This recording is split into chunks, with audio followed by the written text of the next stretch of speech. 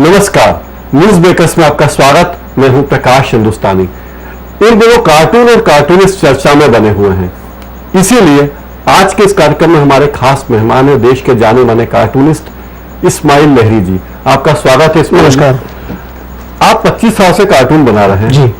देश भर के अखबारों में, दुनिया के तमाम अखबारों में, रिसालों में, इंटरनेट पर आपके कार्टून मौजूद हैं जी। लेकिन आपको वो ख्याति नहीं मिली जो 25 साल के नौजवान असीम त्रिवेदी को मिल गई। तो क्या आपको फ्रस्ट्रेशन होता है इसमें? जी, बहुत दुख की बात है और बल्कि कभी कभी अकेला बैठ कर रोता भी हूँ सर कि मैंने ऐसा कोई काम क्यों नहीं किया कि मुझे रातों रात ख्याति मिल जाए, हर चैनल पे केवल और केवल मेरा नाम गूंज रहा हो और आप मुझसे 10-15 मिनट बातचीत करने की बजाय दिन भर बातचीत करें। दुआ कीजिए कि मैं भी ऐसा कुछ करूं। या आपके बारे में बातचीत होती? जी, मेरे बारे में बातचीत होती, मुझसे बातचीत की बजाय मेरे बारे में बातचीत करते हैं। आपकी मैं क्या कर रहा हूँ, किस तरह कर रहा हूँ और मेरी आज़ादी की अपनी परिभाषाएं क्या है वगैरह वगैरह। जिस तरह असीम त्रिवेदी को जेल में डाला गया, जो धाराएं लगाई गई, उससे आप कितना इत्तेफाक रखते हैं? जी देखिए, मैं प्रकाश जी बहुत स्पष्ट रूप से कहूँ कि जो उस पर राष्ट्रद्रोह का मामला जो लगाया गया, मैं उससे असहमत हूँ। क्योंकि मेरा ऐसा मानना है कि कार्टून विधा जो है उसका इंटेंशन कम से कम देशद्रोही नहीं है। कार्टून अच्छा या बुरा हो सकता है, उसका मैसेज परिपक्व या अपरिपक्व हो सकता है। कार्टून बहुत उम्दा या कच्चा हो सकता है। लेकिन चूंकि मैं इस मामले में कम से कम उस व्यक्ति के साथ में हूं कि उसका इंटेंशन देश के खिलाफ नहीं है, इसलिए राष्ट्रद्रोह का मामला ठीक वैसा ही लगता है कि जैसे किसी व्यक्ति ने गाली दी है, हाँ अपराध किया है और उसको उसकी सजा भी मिलनी चाहिए।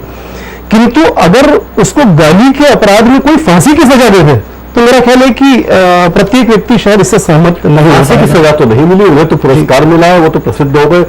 आज से 1 महीना पहले उनको कोई जानता नहीं था, आज पूरा देश जान रहा है। सीरिया में उनका सम्मान हो रहा है, कार्टूनिस्टों के अंतर्राष्ट्रीय फोरम में उनका सम्मान हो रहा है और उनके कार्टून अगेंस्ट करप्शन के बजाय कार्टून अगेंस्ट इंडिया हो गए। जी बिल्कुल प्रकाश जी, झलक देखते हैं लहरी जी। जी जी असीम त्रिवेदी के कार्टून जी, हम एक एक करके बात करते हैं। पहले एक कार्टून की बात करते हैं। इस कार्टून में उसने दिखाया है कि भारत माता के साथ बलात्कार की कोशिश की जा रही है। जी जी, भ्रष्टाचार, एक तरफ ब्यूरोक्रेसी है, एक तरफ भ्रष्ट नौकरशाह और भारत माता के साथ बलात्कार की कोशिश की जा रही है। इसमें एक महिला को भारत माता के रूप में दिखाया गया और एक तरफ भ्रष्टाचार को दिखाया गया है और भारत माता के हाथ पकड़े हुए हैं और भारत माता को जो बनाया गया उसे भारत माता को तिरंगी साड़ी में दर्शाया। जी जी, क्या आपको लगता है कि ये कार्टून इस तरह ये कार्टून है, ये तर्ज है या ये बदनीयती? जी प्रकाश जी, मैं अपनी बात को थोड़ा सा खुलासे के साथ ये कहना चाहता हूँ कि मैंने ये कहा कि मैं राष्ट्रद्रोह का मामला जो उस पर लगाया जा रहा है जी, मैं उसके खिलाफ हूँ। लेकिन इसका अर्थ यह कतई नहीं है कि मैं इन कार्टूनों के पक्ष में हूँ, बल्कि आपने ये प्रश्न किया है कि इनको क्या माना जाए, कार्टून माना जाए, तंज माना जाए, व्यंग माना जाए। मैं ये कहूंगा ये भयानक आपत्तिजनक कार्टून है। इनमें ऐसी कोई बात नहीं है जो सभ्य समाज में सहन की जा सके, बल्कि मैं यहाँ पे बहुत तीखी आलोचना करूंगा इस कार्टून की कि आप सोचिए कि एक कार्टूनिस्ट को सिंबल का उपयोग करना पड़ता है, लेकिन क्या आपको करप्शन के लिए, भ्रष्टाचार के लिए केवल भारत मां का सिंबल लेना पड़ रहा है? इतना गंदा, इतना वल्गर कि शायद मुझे लगता है कि आप अपने परिवार के साथ इसको बैठकर देखना भी ठीक नहीं समझेंगे। तो मैं इस कार्टूनों के पक्ष में नहीं हूं, मैं सिर्फ ये कह रहा हूं कि उस व्यक्ति को इस राष्ट्रीय चिन्हों के अपमान के बदले में सजा दी जानी चाहिए, लेकिन वो सजा क्या हो इस पर एक बार पुनर्विचार करना चाहिए, क्योंकि सिर्फ वहां छूट इसलिए दी जानी चाहिए कि उसका इंटेंशन देश विरोधी नहीं है। लेकिन मैं ये बिल्कुल नहीं कहूंगा कि अभिव्यक्ति की आजादी के नाम देश का सम्मान करना है। नहीं, सम्मान नहीं कर रहा, बिल्कुल नहीं कर रहा। कार्टून बना के साबित क्या करना चाहता है? भारत माता की बेइज्जती करना ही तो। डेफिनेट कहीं ना कहीं उसने राष्ट्रीय चिन्हों का अपमान करके राष्ट्रीय जो एक लाइन हो सकती है उसके खिलाफ काम किया है। और मैं फिर ये कह रहा हूँ, बहुत सारे लोग उसके समर्थन में खड़े हो गए, बल्कि मैं तो ये मानता हूँ कि बिना देखे या अभिव्यक्ति की आजादी को अपने हिसाब से परिभाषित करके अभिव्यक्ति की आजादी के नाम पे कुछ तो भी परोसने की जो वकालत कर रहे हैं, मैं उनके खिलाफ हूँ। लहरी जी जी, असीम त्रिवेदी के कार्टून देश के किसी अखबार में, किसी पत्रिका में नहीं छपे। जी बिल्कुल, क्योंकि वहां प्रिंट लाइन में संपादक का नाम होता है, जो एक जिम्मेदार अधिकारी होता है। मेरा तो प्रकाश जी ये मानना है कि ये किसी अखबार में अगर ये होते तो ये छपते ही नहीं, क्योंकि अखबार छापता भी नहीं, छापता ही नहीं छापता। बिल्कुल सही बात है। बल्कि प्रकाश जी मेरा ये देखिए, मैं आपको ओशो की एक बहुत अच्छी पंक्ति सुनाता हूँ कि ओशो ने एक बहुत अच्छी बात कही है कि नग्न रहना हमारी आजादी हो सकती है, लेकिन नग्न होकर किसी और के आंगन में नृत्य करना ये दूसरे की आजादी का हनन है। तो कार्टून एक बहुत शानदार विधा है। कार्टून के माध्यम से हम लोगों में एक विचारधारा का संचार कर सकते हैं, लेकिन इसका मतलब ये नहीं कि कार्टून के माध्यम से आप किसी को गाली देने लगे। कार्टून के माध्यम देखिए, वो किसी कौन है, वो किसी भारत माता है, वो किसी संविधान है, वो जी हमारे राष्ट्र चिन्ह है। अगर व्यक्तिगत आरोप भी लगाए जाते, आप ये कहें कि संसद में कुछ लोग अयोग्य हैं, समझ में आया, लेकिन आप कहें कि संसद ही एक टॉयलेट है, बिल्कुल वो तो उसके भी समझ। देखिए, हम संसद को लोकतंत्र का मंदिर कहते हैं। बिल्कुल, अगर लोकतंत्र का अगर मंदिर कह रहे हैं तो हमारे मन में उस भवन के प्रति सम्मान भी वैसा ही होना चाहिए जैसा एक मंदिर के प्रति होता है। बिल्कुल। अगर संयोग से उसमें कुछ लोग अपराधी किस्म के हो सकते हैं, कुछ लोग देश विरोधी कामों में लिप्त हो सकते हैं, लेकिन इन सब के बावजूद भी हम संसद को टॉयलेट नहीं बता सकते। ये हमारी अभिव्यक्ति की आजादी का एक गलत किस्म का एक और कार्टून दिखाता हूं आपको जी, लहरी जी। इस कार्टून में देखिए उसने क्या किया। इसमें उसने एक कुत्ता बनाया, उस कुत्ते पर लिखा है कसाब, जिसका मुंह एक व्यक्ति का है, और वो कुत्ता लघु शंका कर रहा है। जी बिल्कुल। और वो किस पर कर रहा है लघु शंका? संविधान, भारत के संविधान पर लघु शंका कर रहा है। हमारा संविधान हमारी अस्मिता का प्रतीक है, और उसके साथ छेड़छाड़ करने का, उसकी बेइज्जती करने का अधिकार किसी को भी नहीं है, चाहे वो किसी को होना भी नहीं है। आज ये व्यक्ति हमारे संविधान पे आपत्ति कर रहा है, हमारी भारत माता पे कार्टून कर रहा है। जी बिल्कुल, भारत माता का, भारत का झंडा जलाएगा। बिल्कुल, आप कहेंगे हम तो, हमें झंडा जलाने की आजादी है, हम तो अपना विरोध प्रकट कर रहे हैं, तो आखिर देश की अस्मिता का एक प्रतीक की रक्षा तो करनी है। कहीं किसी को, मैं इसके पक्ष में हूं ही नहीं, इसके लिए सारे का सारे लोग उसे हीरो क्यों बनाने पे? नहीं, ये लोग, ये देखिए क्या होता, मुझे प्रकाश जी इस मामले में बात लगती है कि कभी कभी कई लोग जब एक वक्तव्य दे देते हैं और वो देने के बाद उनको शायद उनकी आत्मा को कहीं ना कहीं महसूस भी होता है कि उन्होंने गलत किया, तब उस अपनी बात को प्रूव करने के लिए वो इधर उधर से कुछ तर्क जुटाते हैं। मुझे लग रहा है कि ये लोग केवल वही हो सकते हैं जो इन कार्टूनों के समर्थन में आ रहे हैं। इसको एक सभ्य सोच वाला आदमी जो इस राष्ट्र से प्यार करता है, वो इस तरह के वल्गर उपयोग का कभी समर्थन नहीं कर सकता। मैं तो कतई नहीं कर सकता इसका समर्थन। मुझे तो आश्चर्य होता है कि ऐसे कार्टून बनाने वाला आदमी भारत में पैदा हुआ, कानपुर में रहता है, और शायद वो इंडिया अगेंस्ट करप्शन की जो पार्टी बनेगी उससे लोकसभा का चुनाव लड़ने की योजना बना है। तो ऐसे एक और प्रतीक देखिए, ये हमारी संसद का चिन्ह है। ये तीसरा कार्टून देखिए, इसमें कार्टून इसमें कमोड बनाया है, और कमोड की शक्ल दी है हमारे संसद भवन की। अब आप देखिए, इस देश में जहां 120 करोड़ लोग अपने प्रतिनिधियों को चुनकर जहां भेजते हैं, जहां अंबेडकर, जवाहरलाल नेहरू, इंदिरा गांधी, एक से बढ़कर एक योग्य व्यक्ति हुए, राजेंद्र प्रसाद हुए, उनकी गिनती नहीं की जा सकती। इतने महान लोग इस संसद में बैठे, उन्होंने हमारा नेतृत्व किया। जी। उस संसद को अगर आप इस तरह से अपमानित कर रहे हैं, तो और आप हीरो बन रहे हैं, क्यों? क्योंकि लोगों ने कार्टून देखे नहीं है, और लोग कार्टून देखना नहीं चाहते। ये कहा जा रहा है क्या कार्टून बनाना गुनाह है?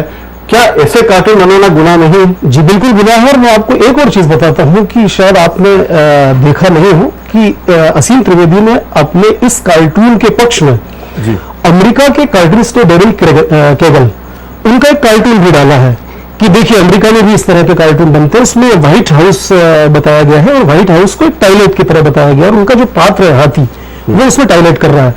मैं यहां पर यह कहना चाहता हूं कि देखिए, हर देश की अपनी संस्कृति परंपराएं होती है। अमेरिका में एक नेशनल फ्लैग का उपयोग वो किसी भी तरह कर सकते हैं, लेकिन मेरे देश में ये संभव नहीं है। मेरे देश में उसके सम्मान के तरीके अलग हैं, तो मुझे अपने देश को फॉलो करना चाहिए।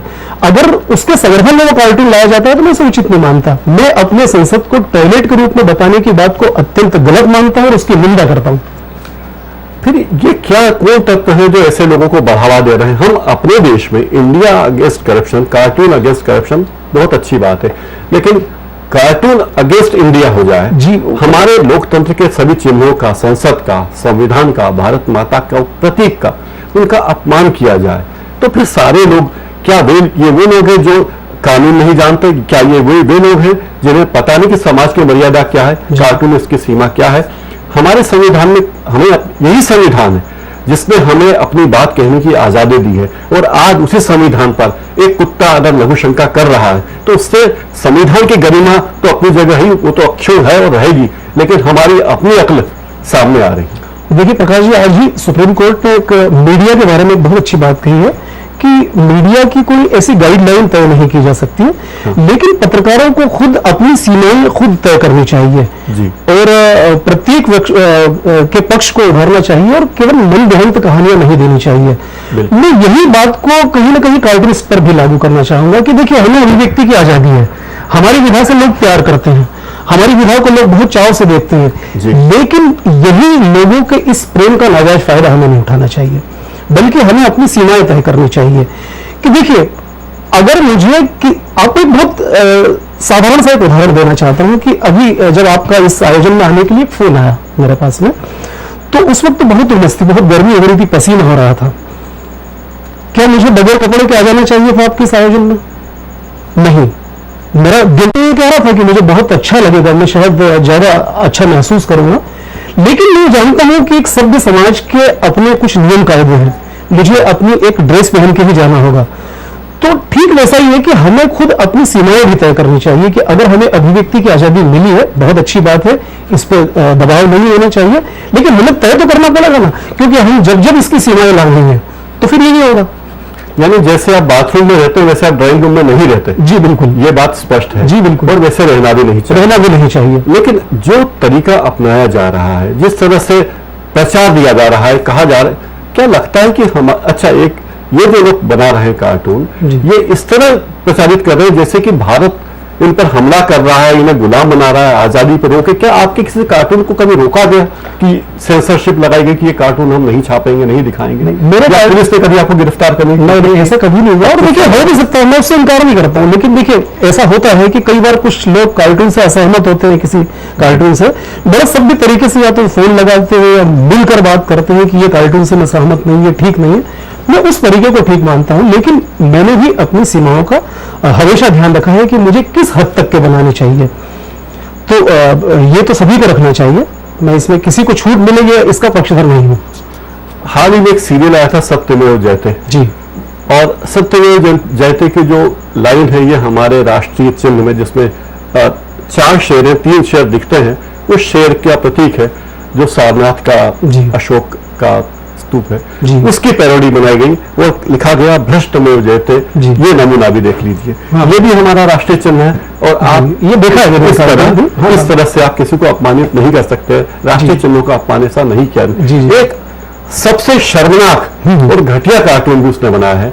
उसने एक ऐसा कार्टून बनाया जिसको देखते ही आपको ब्लू फिल्म की कल्पना होती है, और उसने भ्रष्टाचार और राजनीति को जिस तरह दिखाया है, उस कार्टून का नाम भी रखा है 69। एक झलक इसकी भी देख लीजिए। आप कल्पना कर सकते हैं कि कितनी विकृत मानसिकता उस कार्टूनिस्ट की रही होगी, और उसका इरादा कतई ऐसा नहीं रहा होगा कि वो कोई भ्रष्टाचार के खिलाफ लड़ाई लड़ रहा है। भ्रष्टाचार के खिलाफ लड़ाई लड़ते लड़ते भारत माता का अपमान करने लगा, संविधान का अपमान करने लगा, हमारी परंपराओं का अपमान करने लगा।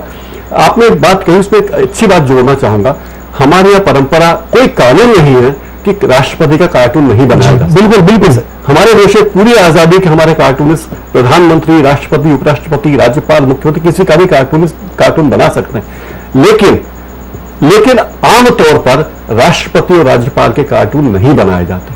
अखबारों में आपने भी मेरे ख्याल से अपने 25 साल के करियर में शायद ही कभी राष्ट्रपति का कार्टून बनाया नहीं, बनाया भी है, लेकिन उसको शालीनता के साथ बनाया। मुझे यानी वो जिस मुकाम पे है उसको उसी डिग्निटी के साथ। हमारे देश की राष्ट्रपति कोई व्यक्ति नहीं होता। प्रकाश जी, मैं एक चीज आपसे रोक के और बोलना चाहता हूँ कि देखिए, अभी आपने बात कही थी कि जब इतने आपत्तिजनक कार्टून है फिर भी क्यों भीड़ की भीड़ आज अभिव्यक्ति की आजादी के नाम पे उन कार्टूनों के समर्थन में खड़ी हुई है। मैं आपको एक बात कहना चाहता हूं कि कल अगर आपने टेलीविजन चैनलों पे इस मुद्दे पे बहस देखी होगी, आपने देखा हो कि बड़ी लीक से हट के बहस हो रही थी। कोई कह रहा था कार्टून बनाना गुनाह है, कोई कह रहा था अब अभिव्यक्ति की आजादी पर खतरे मंडराने लगे हैं, कोई कह रहा था अब ये होगा अब वो होगा।